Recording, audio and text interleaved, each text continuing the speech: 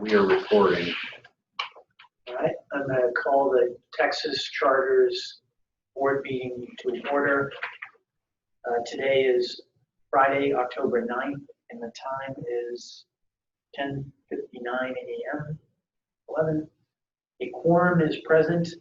All board members, with the exception of Lance Bosey, are present either in the room or by video. The meeting has been duly called and notice of the meeting was posted as required by law.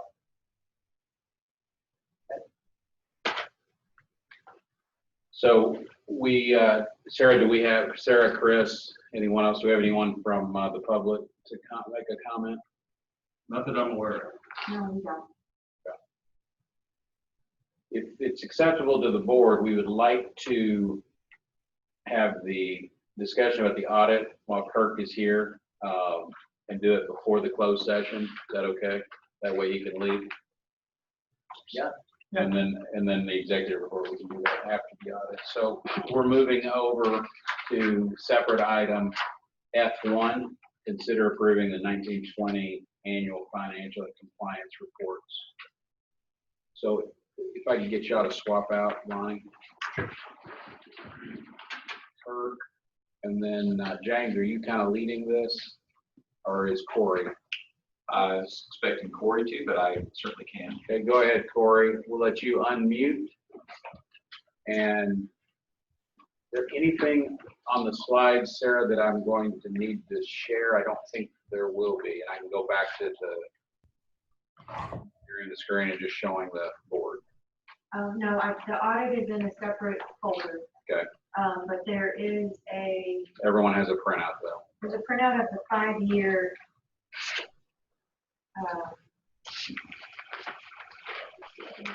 comparison. That's the only thing in the folder that goes along, I guess, with the audit. Is that in our board book, the 5-year? Yes. Because we don't know how the video is looking with sharing the screen, or at least I don't. Let's find it in our book and not share that. The 5-year comparisons in the book.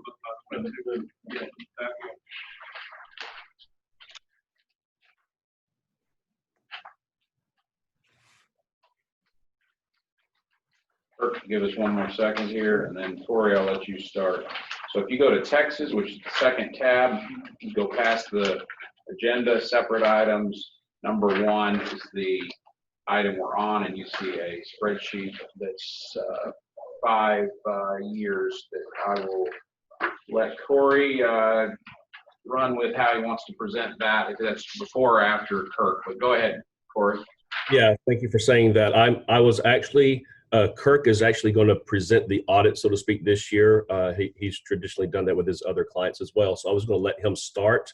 And then after that, any questions y'all have that I can answer, I am more than happy to do. And I can give a few of the statistics we normally like to talk about, like cash on hand afterwards as well. I was going to let him start. Kirk, thanks for doing this early, getting it back to us quickly so we have this meeting. Thanks, appreciate it. No problem. Happy to do it. All right. Good morning, everyone. I know you've been provided a copy of the report. We'll just go through this, hit some high points, and then see if you guys have any questions. Page 1 of this report is our audit opinion letter that we present every year. And this outlines that we've audited the financial statements of ResponsiveEd Solutions as of June 30th, 2020. And the scope of that audit is to audit the 2 charters that are within Texas and the 501c3 activity inside Texas. And so with that, management is responsible for the presentation of these financial statements. Our responsibility as the auditor is to give you an opinion on those statements, whether they are presented fairly and free of any material errors. Again, this year, our opinion is that these statements do present fairly, free of material errors, the financial position and activity of the district as of June 30th. Let's jump over to page 6. Page 5 is your statement of financial position. That shows all of your balances at the end of the year. We really won't cover any of that. If we need to refer to it, we can. Page 6 is your activity for the year. let's look at actually what went on during the 1920 fiscal year ending June 30th. You ended the year with just over $200 million in total revenue amongst the charters in the 501, and that number, just so you know, that number is net of eliminations. There are transactions that occurred between the charters and the 501, and what we're going over here are the consolidated financials, which eliminate any of those inter-fund or inter-entity transactions. So the total revenue for the end of the year was just over 201 million. And just from a comparative purpose, that's a 19% increase over the previous year. And from a breakdown perspective, your local revenue was up 19%, your state revenue was up 17%, and your federal was also up about 19%. So overall, well, I'm sorry, that your federal was up 19. Overall, from year to year, the entire organization was up about 17.5. So a good, nice increase in your total revenue. The next page outlines all your expenses. Now, this is presented in the format for TEA that they require. It breaks down all your expenses from a functional standpoint and the way that you conduct business and operate, so it can be presented to them. Total expenses for the year, as you can see there towards the bottom of the page, far right, just over 188 million. That represents a 23% increase in expenses. Really the driver there in the increase in the expense was the main driver was your instructional line. That's the very first line. That line was up 29% over the previous year. And so obviously with growing and expansion and that type of thing, you're going to see investment in that line. Obviously that's the frontline workers, all the teachers and instructional personnel. So you would expect to see that growing. So all that translates, as you can see there towards the bottom of that page, your revenue over your expenses for the year, the change in net assets, that's your surplus for the year, just under 13 million. So the number that you added to your equity, if you will, net assets, just under 13 million. And to that you add we had some gain, just under 3 million gain on some sale of property, okay? And so that's reported there at the 2,931,000. And so you add that to your net assets of the beginning of the year, and you can see there that you end the year net assets, equity, if you will, but you're not a for-profit entity, the 127 million. So again, strong numbers for the organization. And again, even with increase in expenses, you're still maintaining, you're managing the budget. You expect to see that in times of expansion that has to be funded. So a higher increase in expense over the increase in revenue is not concerning. That's something that is quite common. So, especially in times of growth. The next page, the statement of cash flow. Everything we just talked about, those statements are presented on the accrual basis. So everything you see there is on the accrual basis. This statement takes your accrual and it reconciles back to your cash, which is a good statement. It's really you can read it in detail. We'll just hit a couple of high points. Middle of the page, cash flow from investing. You see the purchase of property and equipment.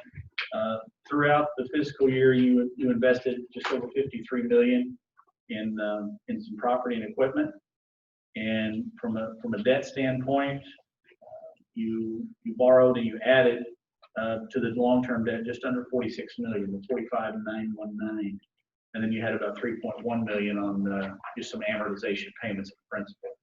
So there is detail on these numbers in the notes on page 13 and 23. You can look in detail and see all the activity related to your capital assets and to your long-term debt. You ended the year, your capital assets, total investment in your gross capitalized cost, not depreciated value, but your gross cost investment in capital assets for the year ended at just over 250 million. So that's where you are life to date on gross capital investment. And then on your debt, I believe it's just under 200. Let me get to that page. Yeah, your long-term debt, principal balance of your long-term debt as of 6/30/20, right at 198 million. So those are some high-level numbers that you can look at a little more in detail in some of the notes and give some little more in-depth explanation. What page was that? Debt was 23.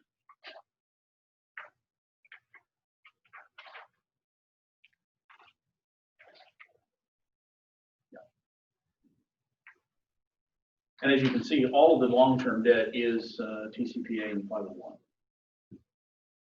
So there, again, more notes within the report. You're free to look through those and give you a little more explanation on some of the items within the financials. We also presented a management letter to the board that is not within this report, but it outlines anything that we need to bring to your attention. Any items we discovered that we felt would rise to the level of board notification. I'm happy to report there are no such items. We work very closely with Corey and with Wyatt this year, and Ken and the staff and Heidi and everyone, and have a great relationship with all those folks. And they work very hard and do a very good job of trying to accommodate what we need. And anything that comes up, they're always more than willing to, listen to any advice we have or any changes we make suggestions for. So, but again, I'm not aware of anything this year. If it was minimal in nature. So nothing that would rise to board level by any means. So happy to report that and tell you that got a good staff and we are happy to work with them. So with that, just a good report to bring to you guys again this year, and be happy to answer any questions. Any material change in process year over year? In our process? Yeah. Well, we try to switch and rotate who is really driving the audit. That's what we do internally. You guys don't see that, but we try to assign different tasks to different staff on a rotational basis. And so that keeps different people looking at different areas instead of the same person looking at the same thing every year.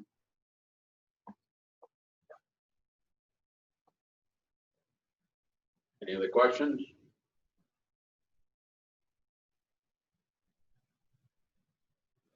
All right.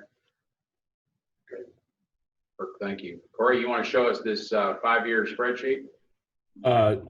Sure. Do you have it to put up on the screen, Sarah? And I can put it on there. Okay. Perfect. You're doing all this. Thank you. Thank you very much. Appreciate it. Thank you. Be careful. Stay healthy. Yes, sir.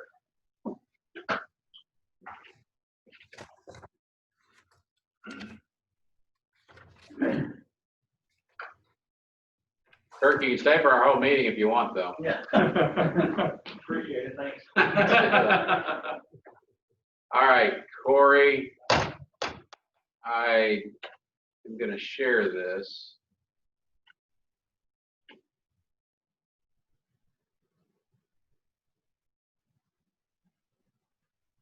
All right, can you see that, Corey? Yes, sir. And I've got my own up as well on my screen, so it's fine. All right, go ahead. So this, most of you are familiar with what this is. It's basically just a rolling 5-year side-by-side comparison of our balance sheet. The far right, you'll see fiscal year ended 6/30/2020. That corresponds to page 5 on the financial statements that Kirk walked through. It's a little bit more summarized version of it. One of the things we like to talk about, of course, is you'll see at the very first line, cash in bank and on hand, the $74.8 million and change. That equates to approximately 145 days of cash on hand. That's just basically the way we calculate that is we take our total expenses, divide it by 365 days, and how many days of that can our cash cover. So that's one of the numbers we like to look at. That's one of the numbers our outside investors look at, S&P and things of that nature. And it's in the range that they like to see. So that's a good thing. It's been about 145 to 150 days now for about the last 2 or 3 years. So that's good. What's the Uh, state? What was that? What's the state requirement? What are they looking for on charter first? They'll kind of ding you if you're not at that level. The gold standard kind of by the state, I forget, it's either 90 or 100 days. I think it's 90, 3 months. 92, I was just asking to confirm, so. Wyatt, do you remember? Maybe I'm mute. It's probably muted. I don't have. Let's see. I think it's 9. I think so as well. That's why I thought it was 90 as well, 3 months. So we're at 150, so we're at what, 5 months? So we're good on that. Other than that, if you don't have any questions related to this sheet, this rolling 5 years, I was just going to make mention. I think Kurt covered some of the percentages of increase over the last few years, which were always positive. Hopefully you heard him say that. I also wanted to note, in case you were curious, he mentioned that we had a change in net assets of just under $13 million. And then he mentioned a gain of almost $3 million. Just as a reminder, that gain of almost $3 million was the sale of the Parker Square property. Right. Just to remember what that was. Yeah, so, one of the things I noticed is a significant increase opposed to years prior. The total assets, you went from 284.7 to 344 in from 2019 to 2020, which is a much higher percentage. And is that the result of the 13 million in the, essentially in the sale of the property? What's driving that big of a jump?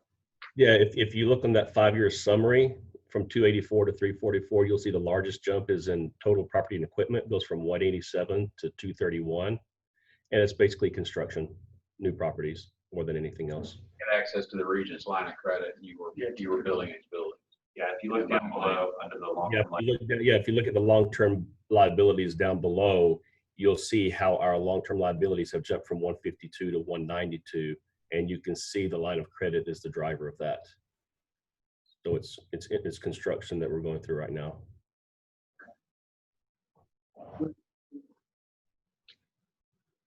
Anything else, Corey, to point out? No, sir, not unless there are some questions. Other questions?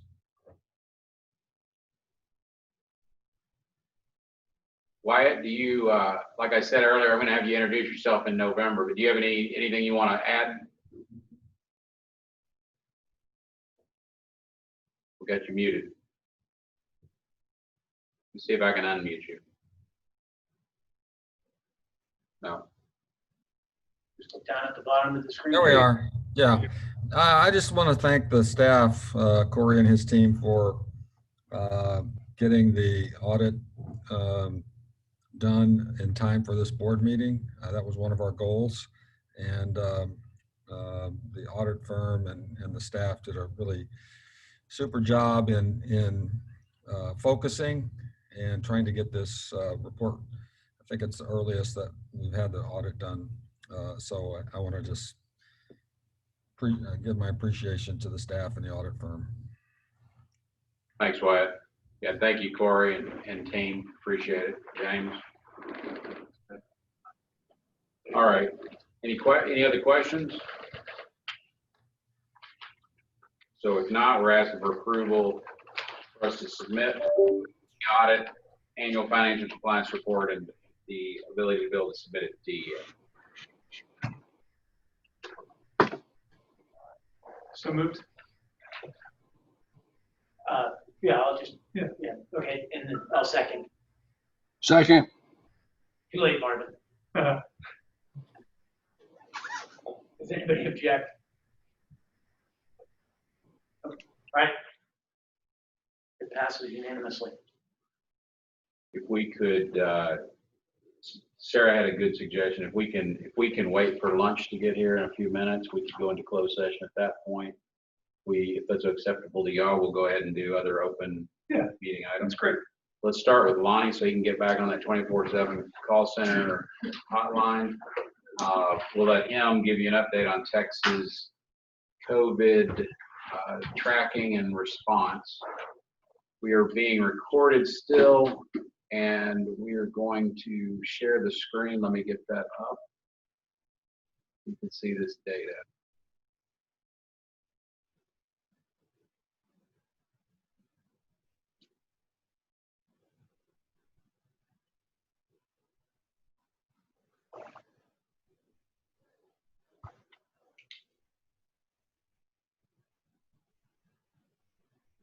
All right, Lonnie, we are good to go. Go ahead. Let me get that slide though. I'm sorry.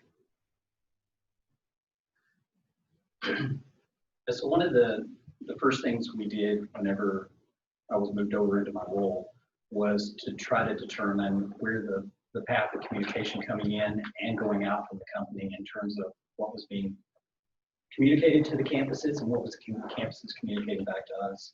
So we set up immediately an 800 number, literal 800 number coming in. It comes into a mobile phone. I was able to move over an assistant who had previously served with me in another capacity. I knew he had a good presence on the phone, was calm, had worked doing reporting, various reporting to educational entities and working with other schools for SPED reporting. So I knew he would be someone good who could help me. So between the two of us, we literally answer the phone 24 hours, 7 days a week. He has it on during the week, and I take it over the weekend. I've taken calls well after 10 at night, 3 or 4 on Saturdays, emails, texts coming in order to be able to respond directly to the campuses. We feel like procrastination could get our campuses shut down. A case that comes in on a Friday night can't wait till Monday morning to be addressed. So we address it right away. And so I do think that helps with us, and you'll see how our numbers here in Texas are a little more positive in terms of how we've been able to address those versus Arkansas, which essentially takes it out of our hands. The first slide is just a combine between the two states. So far, we've taken 431. There's actually more calls than that, but those were forms that were submitted since the first of school, telling us that they believed that there was a case on their campus that needed to be investigated. Of those, we've had 53 total positive cases.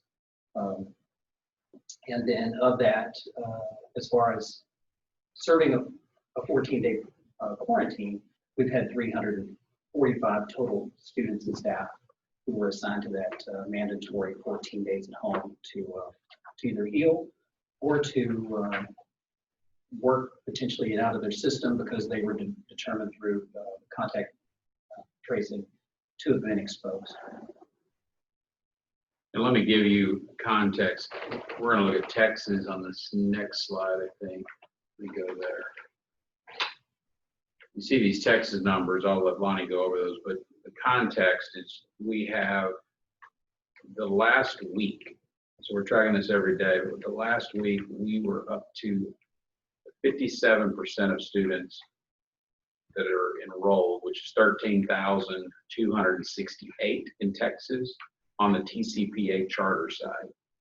The 13,000, over 50% of those are on site. So about 65, it's actually about 7,500 kids are coming to school with these numbers. And on the Premier side, there's 4,200 enrolled, and there's 15% coming on site every day. And this last day, October 6th, there was the 15%. So you're looking at 700-800 kids on the Premier side. So together, you're around 8,000 kids in Texas coming to school the last week or so. There was actually a typo on the last one. It said 53 combined. It was actually 65 combined. 53 of those. The 53 actually represents the 53 in Texas. As I said earlier, one of the dynamics that has caught us by surprise was the flip-flop from the number of staff who was by far and away tracking ahead of student positives, to now that just completely reversing, and now we're seeing very few staff, and maybe that's because they realized how serious this is, and we're seeing more students. So up until about 4 weeks ago, that number was about 16 staff and around less than 10 total students. And so it started to accelerate on the student side. So far in Texas, we've had 353 assessment forms submitted to us that we investigated. Once again, about 15%. It was 15.4 in Arkansas. It's 15.1 in Texas. 267 kids and staff were assigned to a 14-day protocol. 75.7% of the reported cases result in a quarantine of some sort. It's a really high number, but we've worked very hard with the nurses and the directors to ensure that they weren't just wholesale quarantining kids, that we actually took an approach where we take a student, we walk back with that nurse on the phone to determine in reality who in fact were they in close contact with. The TA just changed and aligned themselves more with the CDC's definition of close contact, which is a 6-feet bubble essentially for a 15-minute sustained amount of time. Up until a few weeks ago, we were quarantining kids based on the TEA's definition, which was an accumulated 15 minutes over the course of 24 hours. The thing about that was we had people literally saying, okay, well, I walked past them, I stopped for 30 seconds, or I stopped 2 minutes, and then in the course of 24-hour period, a teacher could have accumulated 15 minutes by a student, therefore they wanted to quarantine. Well, the CDC says more than 15 minutes. The TEA on the 22nd brought their language closer to what the CDC says. So now fortunately, we believe that we'll start to see less kids quarantining because that definition allows us really to be a little more in line. We certainly didn't want to go against the TEA's recommendation or their mandate. On the other hand, we were looking at the scientific data that was coming in from the CDC, which says it really takes more of a prolonged time together than simply walking past each other over the course of 2 days. So, and is whether or not either or both parties are wearing masks, does that matter in the analysis, or it doesn't? And then We've had to really explain that to staff, is we're saying wear a mask. The mask are potentially keeping you from giving the virus or getting the virus, but not from quarantine. Right. Or being outside. Which, yeah, but ultimately the focus should be on trying to be healthy and safe. So Right. if they continue to wear the masks, and even if they have to quarantine, it's pain, but they're safer that way. Absolutely, and that's one of the things we try to impress upon our campuses. It's not just a single element that's going to keep your campus safe. It's multiple elements. It's social distancing. It's following our protocols in terms of facial coverings. It is trying not to spend any significant time around any one individual, but it doesn't mean you still can't socialize. You just don't socialize within each other's personal space. And then it's also sanitizing the campus regularly throughout the day, and then also having protocols in place for our building services teams to wipe down areas that are touched most often. And literally it's a formula, we believe, of keeping the campus safe versus just simply just telling them a few things to do that we believe that really is going to keep our campus. So, Do you mind if I just ask a couple No, more absolutely. questions as we go? So how often do we communicate to the students and to the staff about requirements, protocols, just to reiterate what they should do? the fact that I get so many calls, I'm talking with them daily and querying them over the phone.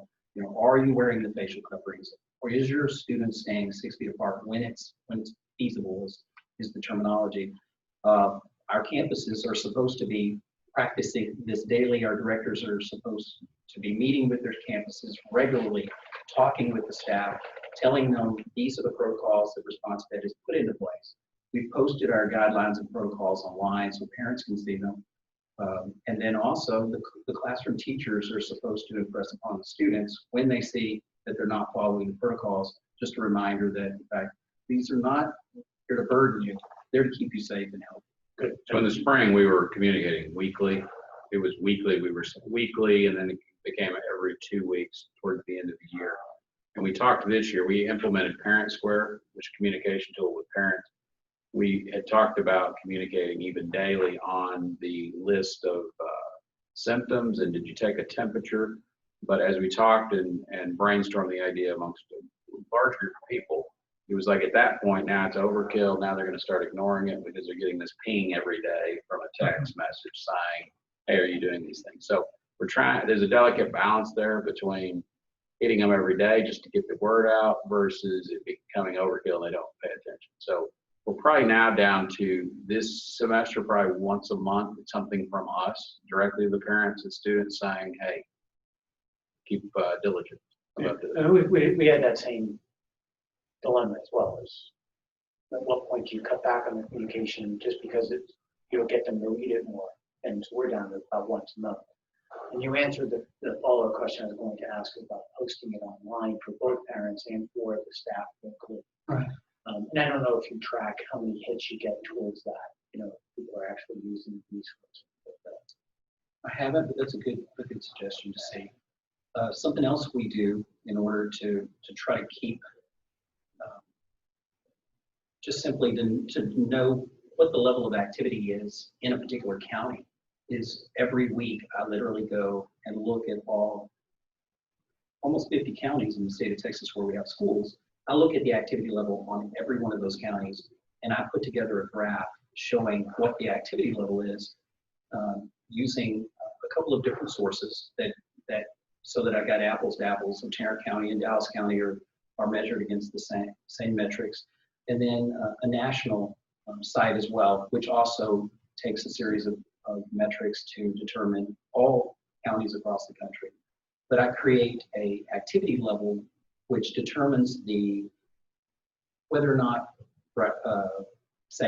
it's 3 levels: substantial, it's moderate, and it's minimal. And that determines whether or not every child in the classroom, whether they're sitting or moving around, has to wear facial coverings. What can be done on campus, and it creates some restrictions, but it also gives them the flexibility of knowing exactly what can be done. And so right now, all of our campuses are fluctuating between moderate and substantial.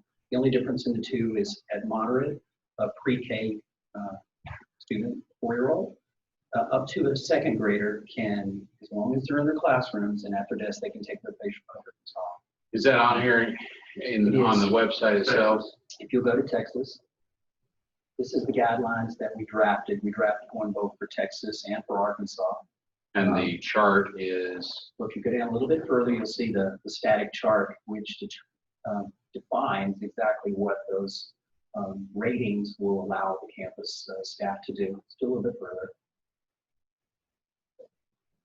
So you can click there, and every week This is what you're talking about? Yes. So every week I go in and I post all of this data to determine for every one of our campuses what the level of activity is in their community.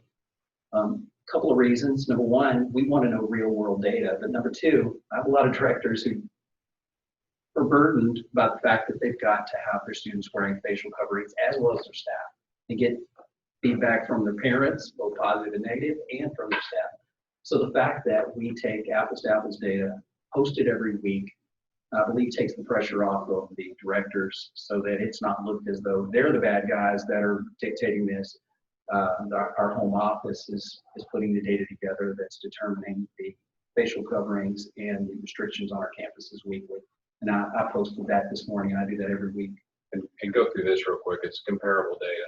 Right. So I wanted to take some data so I would know, could look at apples to apples. And so active cases for the 28th could be all the way back. It's a window of time. And because a positive case, and these are active cases, are actual positive cases. And because an active case has a 10-day quarantine requirement, this could measure all the way back to the the 18th. So it was any positive between the 18th of September through last Friday. And so at our Texas campuses, both PHS and our TCP, we had 14 positive cases that were active at that moment that we were managing. And that was a combination of both students and staff. But just for a sake of comparison, we look at Louisville ISD with enrollment of 52,000. We could not find how many of those were actually on campus versus remote. But they were at the same time working 27 positive cases of staff and students. But maybe a better comparison would be Wiley ISD here locally with an enrollment of 17,000. Once again, they didn't publish whether or not they were remote or how many on campus. They were managing 26 positive cases. And I think, if you think about ResponsiveEd, we serve a very diverse population, logistically and economically. And so we've got 14 cases, and some of those are in areas where it's very hotbed for activity, like the Rio Grande Valley. And so we've been able to or even manage a those rural cases. area like Crockett. Or Crockett. You'll see numbers going down in Denton County, and then in Houston proper and Harris County, and then you'll see the numbers pop up just north up in Crockett.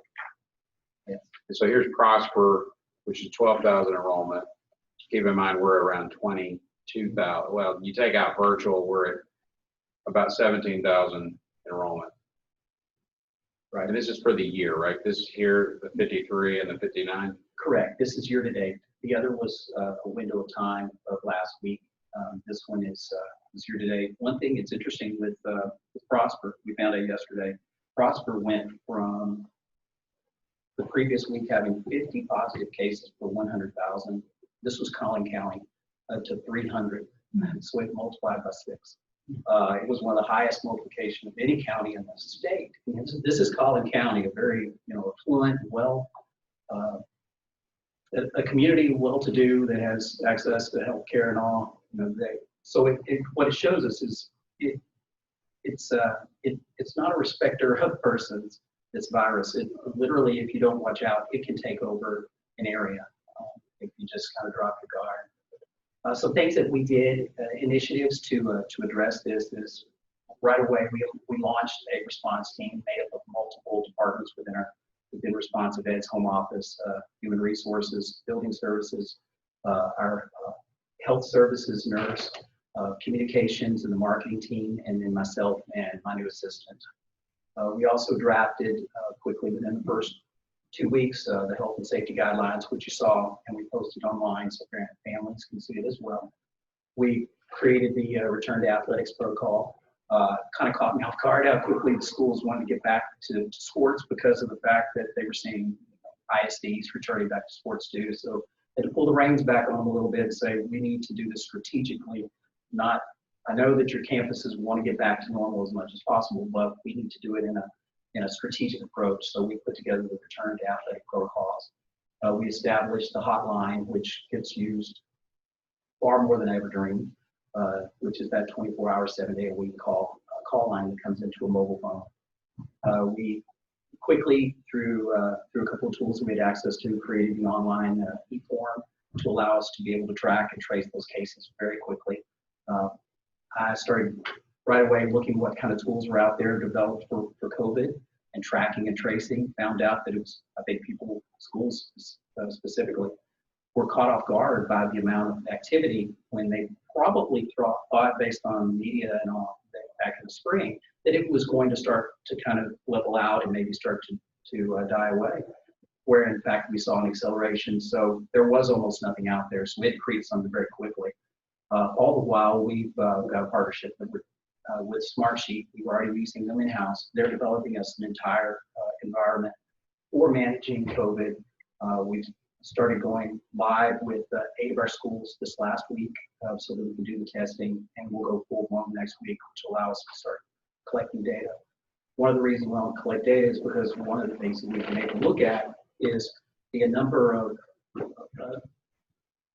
just the trends happening in our schools. One of the things we saw very early is that far and away, fever was the #1 indicator of COVID, but you get down to some of the others like a runny nose, slight cough, those ended up being negative. And so we don't want to just simply say, okay, well, if it's just a cough or a slight runny nose, then it's probably nothing, because we still need to take those seriously. But what we did see is that if it's this and this, then it's almost always a positive. If it's this and this, it's definitely a positive. And fevers and some of those things were some of the data that we were able to collect by just simply having an intake form that was collecting everything coming in. And then one of the things the Smart Sheet is going to allow us to do is to develop dashboards. Mr. Cook will have his own. We'll have a dashboard for HR for tracking all of them based on staff that need HR assistance. Health Services will be able to track all of the students. And then marketing, because the TA requires letters to go out specifically stating what's going on the campus when we have positive cases, when we've identified close contact. Our dashboard will ensure that nothing's falling through the cracks, that everything that the TA and what the CDC recommends is actually taking place. And do they literally have to go out by letter, stamped envelopes, or is it emails?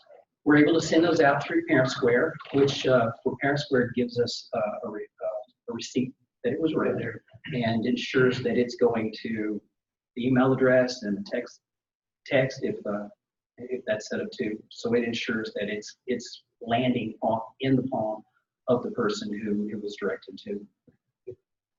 Is the state and PEA contributing to the infrastructure that we've had to build for this, or is it just coming out of our general fund?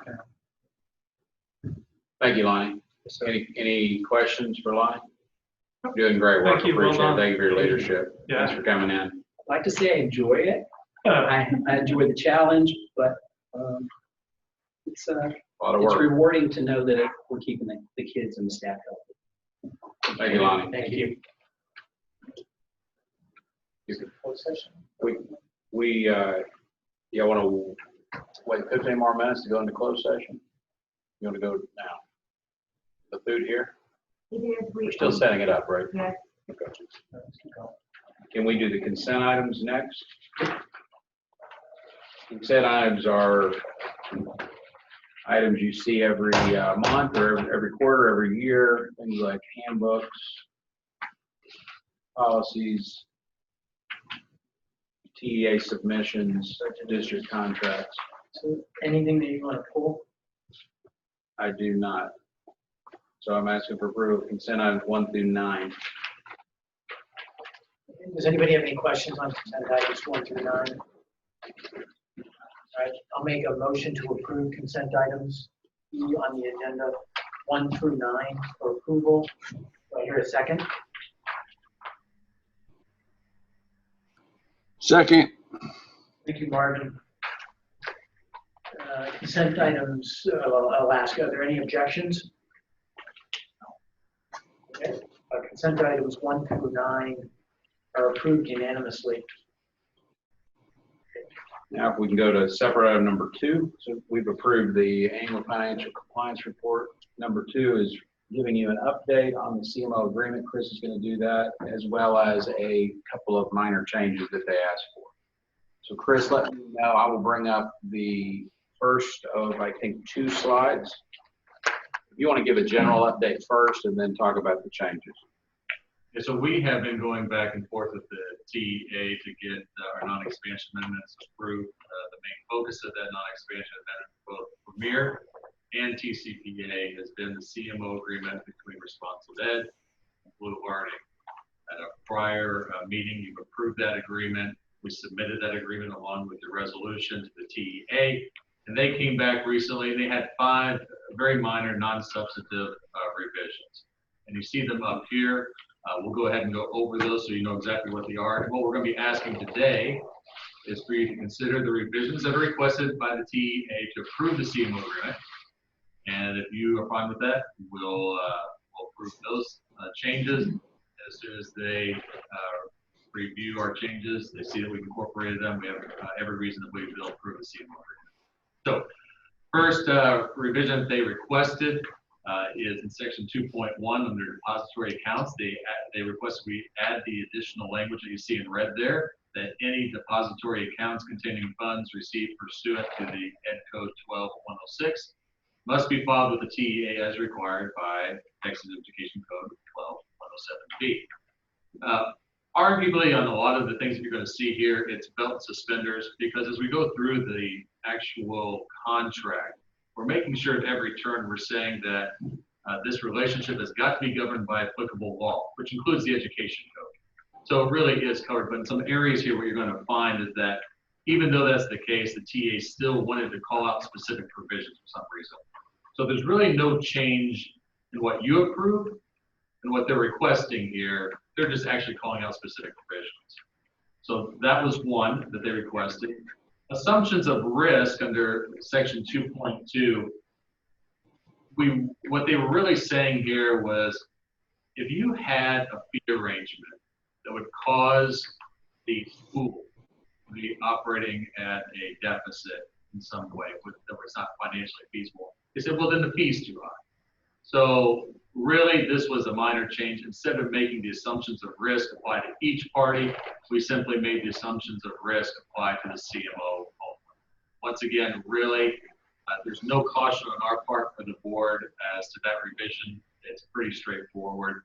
We're just making it, it's a recognition by the CMO that you're agreeing to the fee. If this allows you to complete your services in a financially solvent way, so be it. If it doesn't, so be it. This is all we're paying.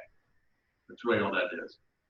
Section 3.4, the third of 5 requested changes. On this one, we took out some language. We added some. The way it would read now is that the client or any other person or entity shall have access to the CMO's financial statements or other financial information or records relating to CMO or its operations to the extent required by applicable law.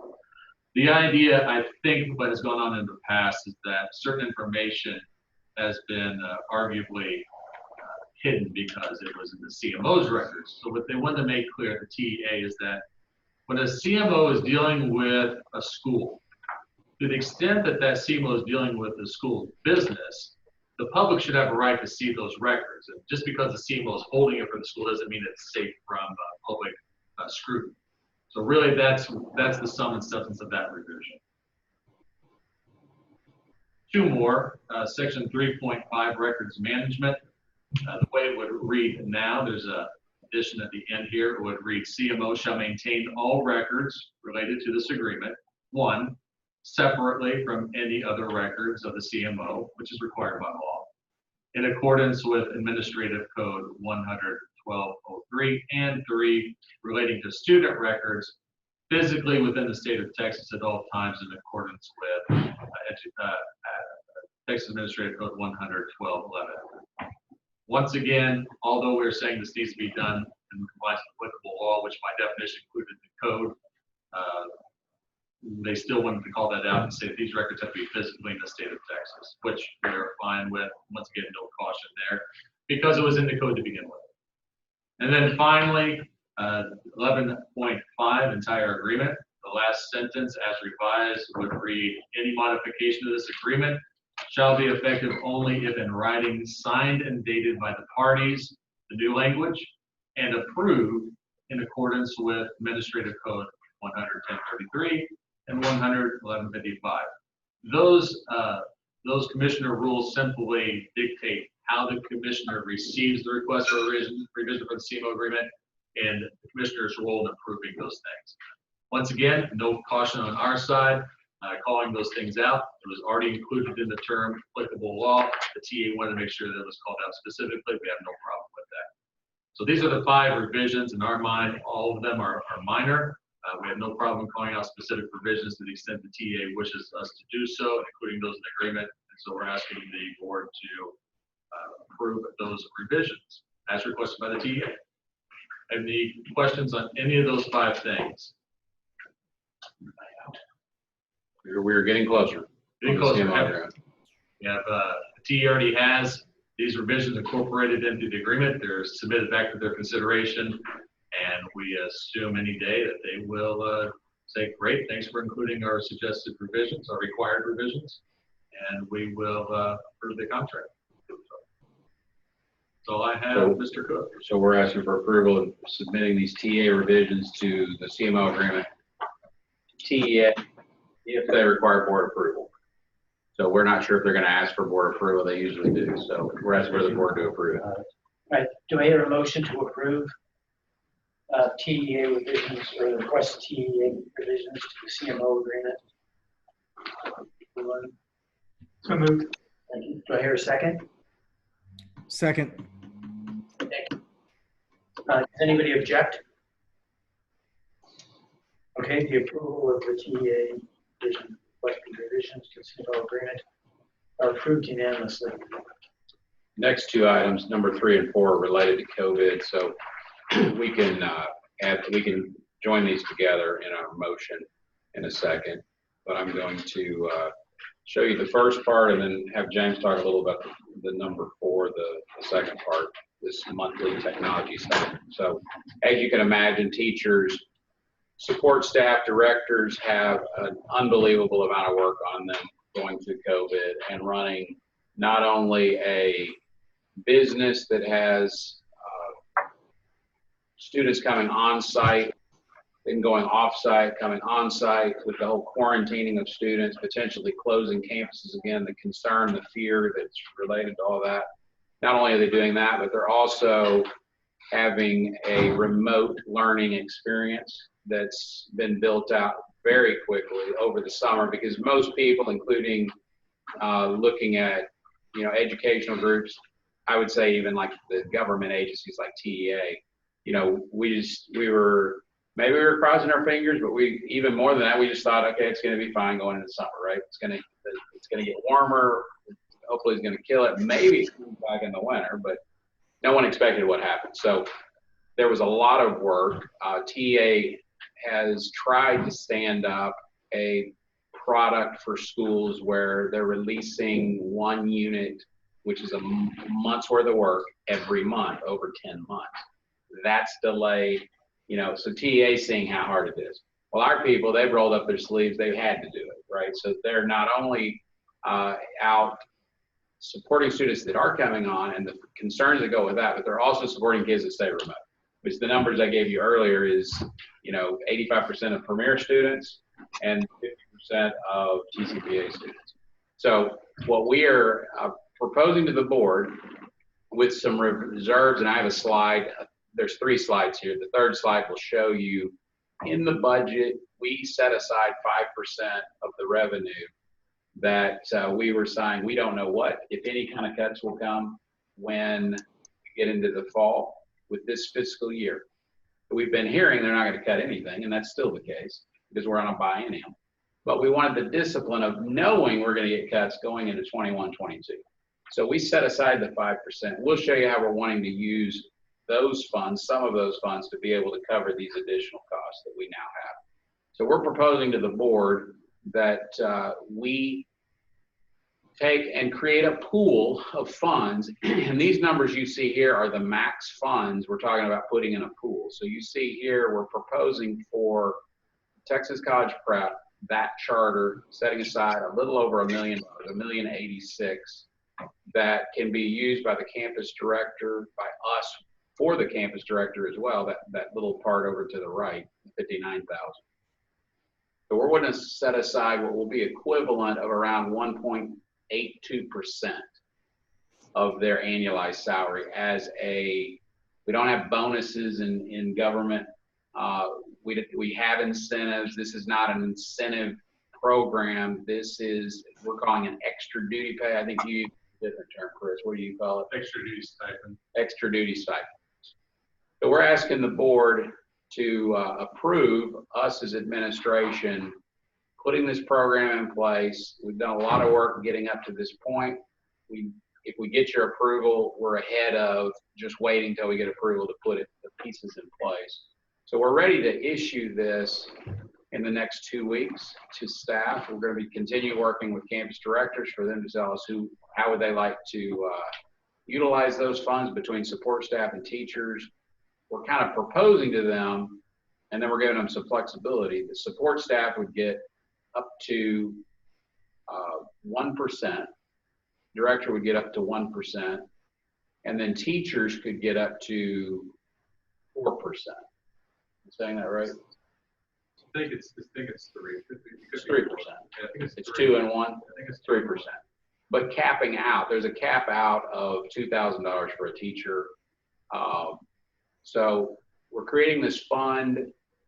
We will take the information we have from the schools that tells us if a school has more teachers that are doing both jobs. They are, not only there's the tension of COVID, right now, and that's for everybody, but there's, in addition to that, there's the teachers that have remote students by Zoom or Google, and then they have in-person students. So they're going to do 2 different jobs, right? So that would be the high end of the 2,000 would be for students that are having to do both. You want to add anything to that? What did I miss? I think that's a good summary. You want to describe any more what we're talking about doing as far as the pool and anything you want to add? We've been gathering information from the specific campuses on what a staff members fall in those different areas. And then with that information, we're creating averages by brand, and we'll develop the pools accordingly, set it out and give the campus leaders discretion. Telling them really this is an extra duty stipend, a recognition not just of what they have been going through the last few months, but what they're probably going to continue to face going forward. That's hence the term stipend as opposed to just a payment for something that's gone on in the past. And really trying to focus on the workload that the individual is facing. That's different because of COVID than what they were facing before, and try to allocate the money accordingly. So that's really the only thing I think I would add to that. Okay. So let me stop there. I'm going to share the other piece, and then we'll vote on all this together. And I'll show you a third slide that'll show you the financial impact. But do you have any questions on the campus stipend program? So stipend, who knows what tomorrow brings, but meant to be one-time in nature, or at least as of now.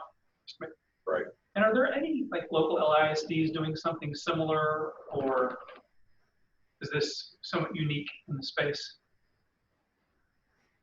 Yeah, I'll go ahead on that one. I'll just say that not that I'm aware of. It's unique. Yeah, I think it is. I think it is unique.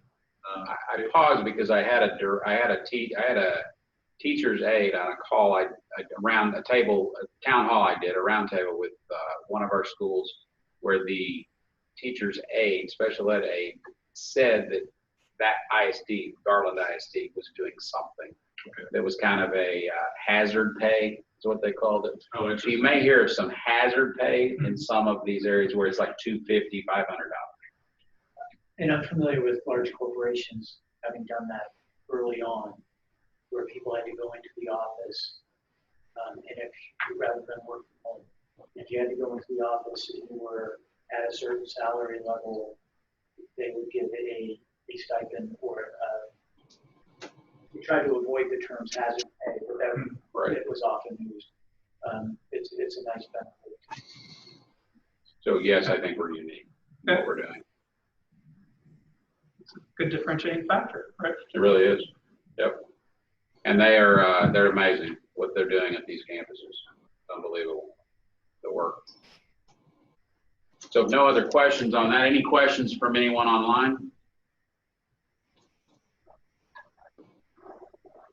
I can barely open up PowerPoints and switch back and forth between online and remote. I can't imagine teachers having to do it. Okay, let me show you the next slide. James, Tom Sage just joined and I just admitted him. You may want to text him and let him know kind of status. We're still needing to go through closed session and I on the told him Texas to side. let me text him. I mean, I've got He's on. He's online. Hey, Tom, it's James. Can you just text him? Yeah, I'm going to text you. Okay. All right. So and while you text, I also need you to talk about this. I know. Sorry. Okay, so I will talk through this. This is, I'll be ready. I'm going to let Chris speak to it as well. Chris, why don't you talk in broad terms about what we're trying to accomplish in conversations with council, Kevin O'Hanlon, conversations with TEA about the allotment of some funds that go to parents, and in this case, it's around this Chromebook internet access. Right. So anytime that we want to give a benefit to staff, students, teachers, there's a question that comes up on whether it is a permissible use of public funds. That comes up all the time. We're entrusted with these funds, there's rules related to it. And so whenever we come up with something like this, when we're looking at remote instruction, we have this idea of equality and equity. And this idea that if you just give every kid a laptop, or that's equal treatment, but you might have students who don't have internet access at all. So while it's equal treatment, it's not necessarily equitable access to education. And so when we're looking at the difficulties that our students are having with remote instruction, how can we make the environment equitable for them so that they're having a good experience? It really came down to these two items, Chromebooks and internet access. Chromebooks, we're doing everything in our power, and James can speak to this even in more detail. We're doing everything in our power to get the Chromebooks purchased, distributed, and even with that, there's still some shortcomings there. So what we're saying is, if you have individuals who go to Best Buy and find a one-off Chromebook, how can we encourage them to be like, or with internet access, how can we provide them with hotspots and provide that monthly service? So now, if that's what we think we need to do to enable students to be able to access the education equitably, we just simply have to come to the board and say, we think that this expenditure is not just for the benefit of an individual. This is really something that is necessary, in our opinion, for us to do our job to educate that kid, even though that money is going directly to an individual. So what we need to do, and we're asking the board to approve, is we're saying, we want to spend this money to enable students who are in need, according to this certain criteria, to receive funds directly from us for this purpose, internet access, Chromebooks. And then we will then have put in processes and procedures to be able to track that is exactly what's being used for. And that's part of the requirements, by the way, is that we have those controls in place to make sure that those funds are being used for public purpose. So that's the legal side of it when we're talking about public purpose, use of public funds. Regarding the specifics of it, I'll tag team with James. No, done with Tom. Thanks, Tom. There's some logistics we've been running into, and as I think we shared with you last spring, actually, we were kind of ahead of the game. We had already ordered 1,000 Chromebooks, and we ordered another 1,000 Chromebooks. We were able to get those out, and I think we did incredibly well last spring in just getting technology out to our students. But when we came back, we started over the summer, we thought, you know what, this may come back and we may need to do more. So we started seeking more Chromebooks, hotspots in anticipation of this fall. And what we found was, instead, we found a brick wall. We found that the manufacturers were behind. They didn't have the ability to get them to us. They didn't have the ability to get them to us in time for us to be able to use them this fall. So we have right now about 6,000 Chromebooks on order. We received a few hundred this week. They're starting to trickle in. We have about 900 hotspots that we're expecting to come in at some point, but we don't have a specific time frame. We're waiting on the manufacturers. So what we did is part of this, and Chris went through this, but we're looking at this and it's kind of like, okay, we have these students. If they don't have access to a Chromebook, we have certain folks who are potentially limited getting Chromebooks out. I'm not worried about the suburban kids who have plenty of resources. We're worried about those economically disadvantaged students who potentially don't have a computer at home, or there's one computer at home but there are 3 kids, or there's or the internet they may have internet but their internet doesn't have a high enough bandwidth. So we're looking at ways of trying to supplement and help them be able to do our program and do it effectively. So we went through and looked at our economically inflation and compared it with the Thank you. We compared it with the number of Chromebooks that we have out and have been able to actually distribute, and basically we have a deficit for our economically disadvantaged students that you see actually here. So from perspective of the Premier High School economically disadvantaged students, we have about 450 students who right now do not have a hotspot or some method from us to supplement their internet on the Premier side. On the TCPA side, you can see Chromebooks. There are about 760 kids and about 2,600 kids without any support on their internet. From a perspective, $30 per month and for the Chromebooks and $20 per month for the internet access. Where did those numbers come from? $30 per month over 10 months is $300. That's a reasonable price for a Chromebook. And we figured that's a reasonable way for somebody to potentially get one and make payments on it, or potentially rent one, or find basically access, even buy access to a system if they need to. The internet access, we recognize, this $20 a month is not going to get them full internet access. What we're hoping is that it can add potentially a hotspot on their phone. It can upgrade their home internet. But basically, it gives them, or it increases their data on their phone. It gives them just kind of one bump up to be able to better function with the internet. So we looked at this and we said, if every student looks and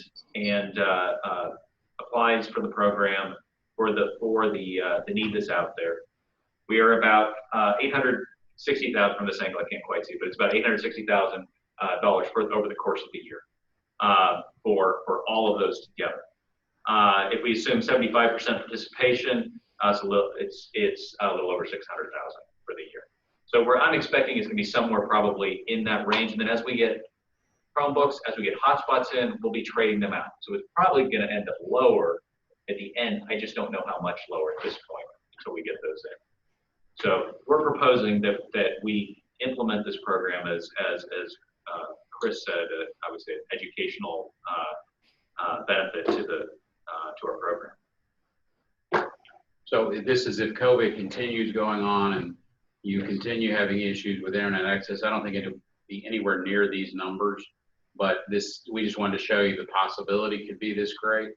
We'll have the funds to do it or we won't do it.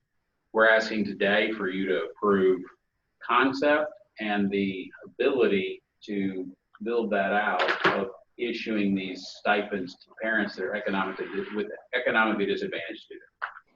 So the last slide here shows you the impact it has, and you can see the current budget surplus at the top. You can see this $6.4 million between the three categories, the two charters and the 501c3. This is what we budgeted as a surplus. So I was telling you, we set aside 5%, which is this $10.3 million number for the reasons I gave, which was going into next biennium and we needed the discipline this year to be able to go into next biennium where we know we're going to have cuts, potentially up to 10, 12%. So we started off with a budget cut here of 5%. This did not happen. We did not expect it to happen for this biennium. So this money is there. So we're using money from this surplus we didn't project on the budget because of doing the reduction. So you can see the total projected adjusted surplus was going to be 21.2 with the extra duty stipends we just talked about, technology stipends, other expenses. These are expenses for nurses, for day porters, for PPE. There's another 2.7. So the total of these COVID-related expenses is going to be around $5.1 million if you approve these two up here, the 1.4 and the million for technology stipend, up to $1 million. We're still in a great position financially that we can handle that this year before there's any budget cuts, which we expect again next year. So we're proposing to you these two items. Consider approving the COVID-19 extra duty pay for teachers and then the monthly technology stipend for parents of economically disadvantaged students. If you have any questions on the three slides, I can go back to any slide you want to see. I'm sorry, I may not have heard or listening appropriately, but on the category of economically application process and attestation that they make with their economically. Yes, every year they There's a do. formal program for that. So For, That exists already for free and reduced lunch. yes, Yeah. that's exactly. But that's the only category, or is there any other way for somebody to get in on the benefit? They have to be categorized as Title I, which either they fill out the form with the income amount, so they're free and reduced, or they have proof that they are getting some assistance, and there's like 5 categories. They prove that to us, that then qualifies them to be Title I. Okay. But at the end of the day, they must be qualifying as Title I. Chuck, on the technology stipend, if you could just make sure that verbally you are confirming that that motion is for both Premier High School Charter and the TCPA Charter. It's just listed as the Premier Charter on the agenda. Yes, it's for both. Right. Thank you for noticing that. Any other questions? No, I'm good. Do I hear a motion to approve? I'm sorry, I don't know if I was too quick there. There are no questions. I'll make the motion to approve these extra expenses related to COVID for aid for teachers, as well as for the technology for parents of economically disadvantaged students. Do I hear a second? Second. Thank you. Do I hear any objections? No. Thank you. Those two motions that are combined are approved unanimously. Now we can go into closed session if you would like. You want to read that? We will stop recording. We're going to go into closed session to discuss the appointment, employment, evaluation, reassignment, duties, discipline, or dismissal of a public officer or employee under Texas Government Code Section 551, spot 074. And we're going to consider 2 level 4 employee grievances. So thank you. Okay, we are back in open session, having concluded our discussions in closed session. We still have a quorum and all board members are still present at this time. And we are decided to make a motion to affirm the level 3 decisions discussed in closed session for both employee grievances that were brought to our attention. Again, we're voting to approve, and I'm making a motion to approve in both cases, affirming the level 3 decision. Do I hear a second? Second. Thank you, Marvin. Does anybody oppose? Okay. With no opposition or no one opposing, the board approves and affirms the level 3 decisions that were made in both cases. If there's no other questions or concerns, we can end the Texas Charters board meeting. ResponsiveEd. Premier Texas. Okay. The meeting is adjourned. Thank you. Thank you.